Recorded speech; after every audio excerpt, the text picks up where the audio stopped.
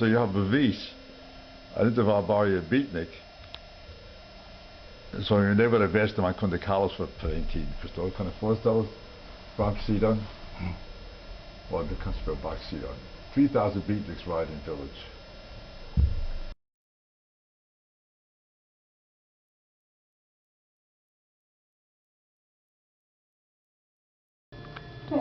Okay, you just into a little boy.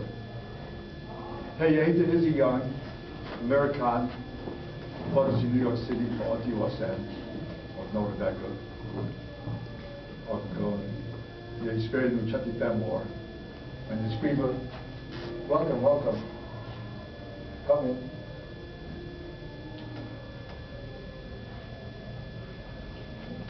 You haven't missed anything because I haven't started reading yet.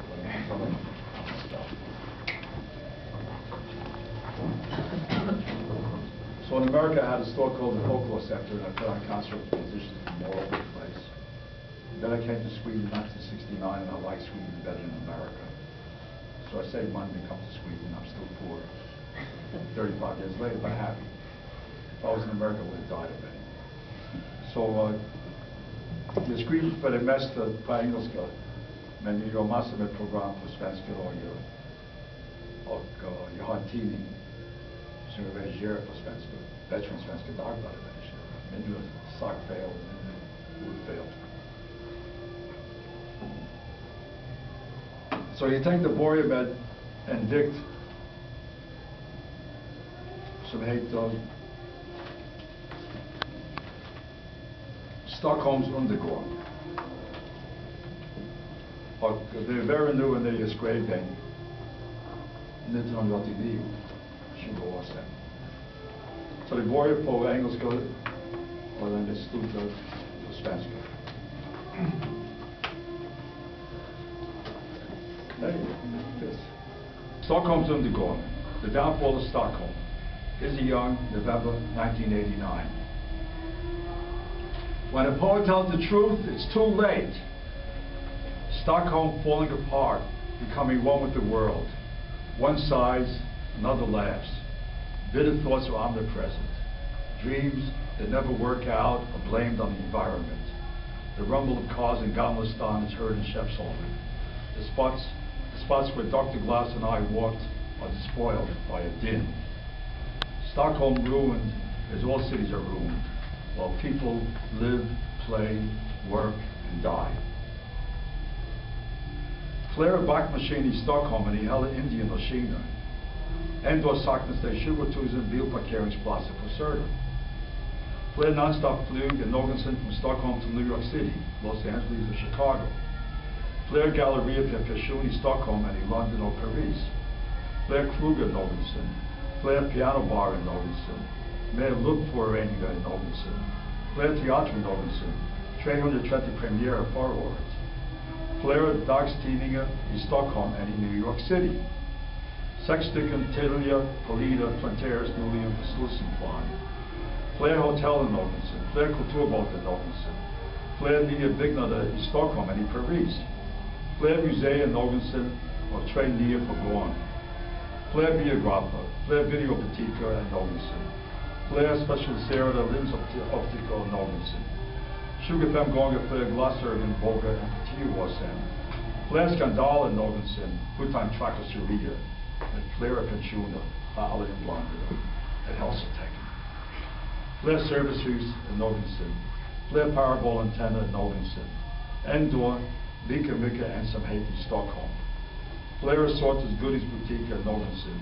Fler parker faktiskt än någonsin. Fler sorters restauranger än någonsin. Fler seriemagasinbutiker än någonsin. Fler aktier sålda än någonsin. Mer korruption som syns än någonsin. Bands renoverade större än någonsin. Globen är ännu större. Inga petitesser i Stockholm. Husen i Stockholm var vackra fasader för 20 år sedan. Mer terapibehandling än någonsin. Fler hälsobutiker än någonsin. Fler poesiföreläsningar än någonsin. Fler stipendier än någonsin. Fler konstformer än någonsin. Fler jubileer än någonsin.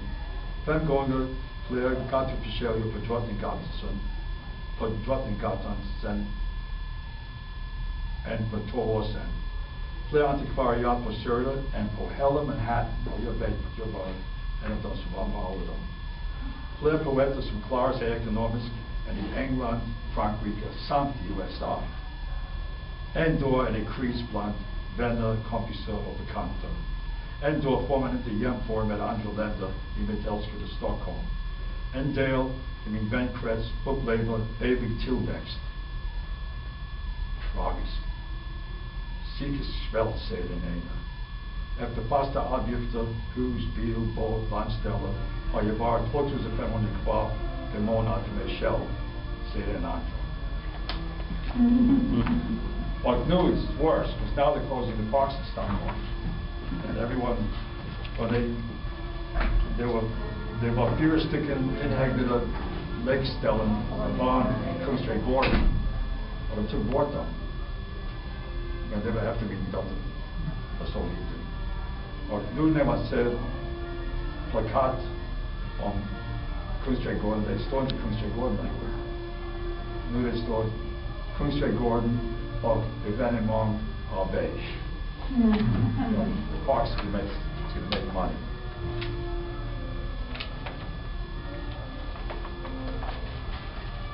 I fell in love with the Swedish woman. Jag blev förälskad i en svensk kvinna. Hon drog i konservatorium. Och hon representerade naturen för mig. Och det var roligt för 2 år sedan en amerikansk kvinna kom till mig i min lokal. Stor galleri i New York. Och vi pratade om poesi och konst 3 dagar.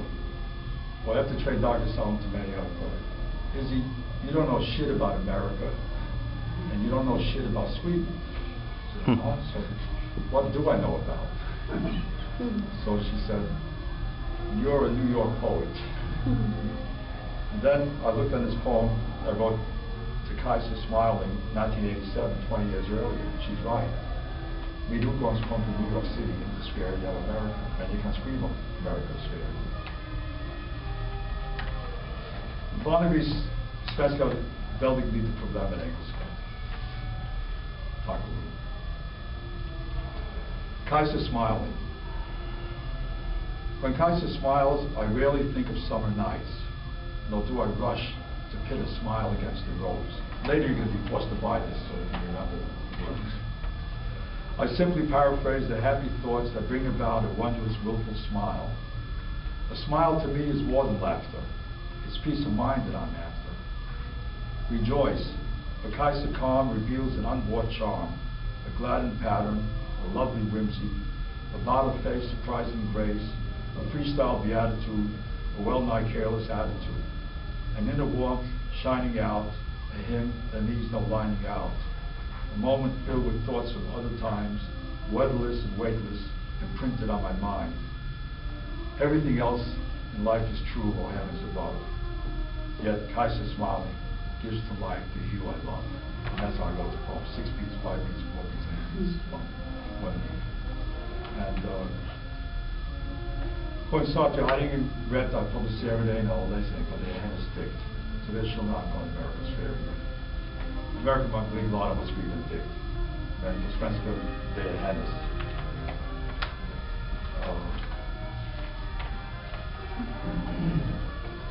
Sen jag skrev en dikt på henne på hennes landställe. Jag bodde i Kälven runt om hörnet. Aldrig så solen på morgonen. Och jag skrev dikt till Kajsa Sleeping. Everyone has a view of the world. Everyone wants a definite answer as to why our minds and bodies work at all. Between our lives and this finality, a shifting vista. Feathery couplets, daring half-thoughts, unexplained fervors, blackened recollections, and snowy delights. The chipped edges of our existence allow this light varyingly to plunge into our lives. A single shaft of coolness, pleasant. A wider buzzing bolt of doubt, wonder. A searing jab that leaves one gasping, fright. And lastly, to see all colors as they are. I sit on a solid bench and I write with a firm hand.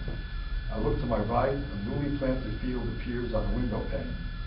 Closed, cloud shadows streak across the lawn. I look to my left, at the other end of the house, sunlight breaks through those window panes, dapples 2 moments on the oval by tabletop before entering Iron Heart. Så jag stiger upp 6 på morgonen och skriver en dikt, för jag kan inte skriva något sol för min fel på alla resultaten 6 på morgonen. Och jag skriver dikten. Sen hon kom ner 7:30 på morgonen, pushade mig och sa, okej, nu ska vi ha kaffe.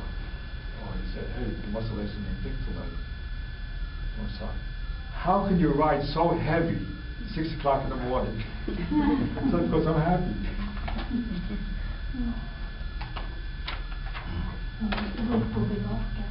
Okej. Alla sätt det.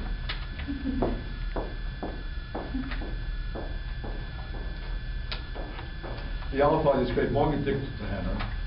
Sen jag har en sista dikt till henne. Homage to a poet. I miss your poems, illuminating aspects of myself. I bound them together with a red silk ribbon. Your voice, your smile, never revealed the poem. That's true. You never set me up for poetry. You explained once what life does while I lay sleeping, and added a bevy of couplets to a single smile. You enhanced my shy grace so easily, so often, and yet you recorded my quick reproach on hearing you sigh in a neighboring room. Alone with my being, I knew I was not alone, and you everywhere. I miss your poems, but I don't miss you.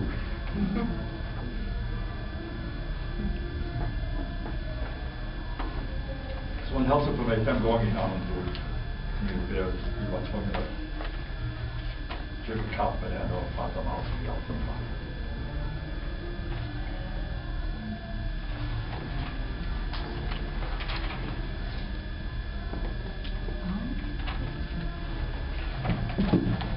Here's a poem I wrote to my kid when she was 15 or 16, Kungstray Gordon. And I still have his son.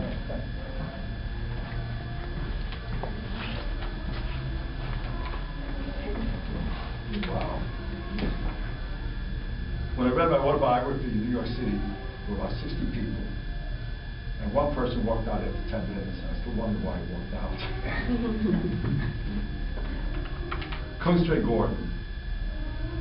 Arm in arm, young couples walk across the park. Older couples promenade, but keep a wiser distance from each other. No one needs to know how they are doing. I admire the young couples, arm in arm, who don't mind telling as if they have to the whole world that they're together. And at just this minute, enjoying a pause in this open space, for they know that privacy means more than hinted at, wanted. They got to show that they're together.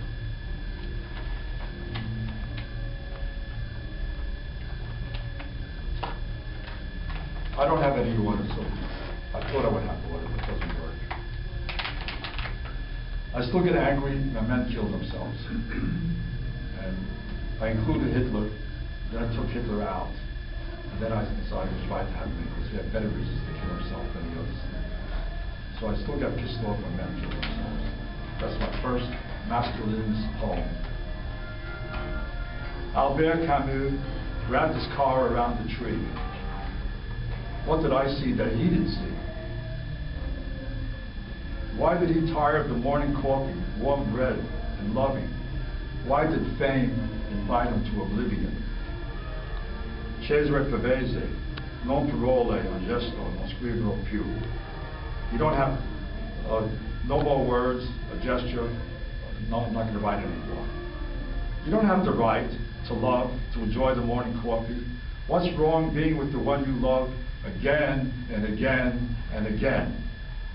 Phil Oakes reached for fame through words of revolution. He met guerrillas in 3 countries, drank, fucked the local whores and local hovels, pictures you can see in books like Inside Latin America. He took revenge upon himself by hanging. Arthur Kessler and Stephen Zweig were more stylish, and once themselves out of style, took the younger wives with them. An image is more important than loving. Adolf Hitler's world went up in smoke. He killed himself rather than to be ripped apart by American boys or Russian swine. And lastly, Jimi Hendrix, who loved to fuck and wondered how it would be not to fuck, played with pills, slept uneasily, vomited and strangled and felt lousy at this departure from the normal. And the day he died in Berlin, Jerry Garfield invited me to his concert with the Grateful Dead, and I was the only one to go to visit him in his loge. And I said, "You fucking son of a bitch." He said, "What do I do now? What do I do now?" I said, "Jimi Hendrix died this morning, and you did a concert, you didn't even mention his name, which shows that rock and roll is not so progressive and political as you say it is. It's not close to the people." So when he died, I wrote my newsletter here. Jerry Garcia said all this shit now too. So I don't forgive anybody. My heart. Then I have a friend, Smallon, is always visiting me, and he always repeats everything he did with me in New York or in Stockholm. But one day he came in and saw me, said I was a capitalist lover, that I was happy in love. And like it was unfair, I have no money, but I'm in love all the time, or people love me. And that day or that week, there was an article in Svenska Dagbladet that said the world is growing like 2 to the third power every 2 billion years. And I said to myself, so what? So I wrote like an old-fashioned poem, like a Bill Adele, where he repeats some lines. The universe increases by 2 to the third power every 2 billion years or so, and my happy life on earth seems but an hour. But poor, my friends say I am a capitalist lover. Kisses, smiles are more important than why or how the universe increases by 2 to the third power. A fabulous mountainscape, a country bower, a fall of snow move me and show my happy life on earth is worth that hour, given me by nature's beautiful shower, that I can live my life and need not know the universe increases by 2 to the third power. And even if it did with the life of a single flower, I would follow my path and continue to blow breath into my happy life, be it an hour. So let us sing, and let's go and love it. Yes, let us love each other, even if the universe increases by 2 to the third power. It makes my happy life on earth seem but an hour. That's like, leave it like William Blake. I only wrote one poem about being sorry for myself, with my being alone, not ever being married. I'm jealous of all my married friends. But that only lasted 15 minutes. Because when I read these to my married friends, they were going like that. So you can see I'm really feeling sorry for myself. The Bachelor's Lament. I fucked in a garden. I fucked in a mall. I fucked in a stairway, as well as a hall. I fucked on a floor and facing a wall. But married love must beat it all. I fucked in a closet. I fucked in a park. I fucked in a cellar, both dingy and dark. I fucked in a train and left my mark. Yet married love must be more of a lark. You married?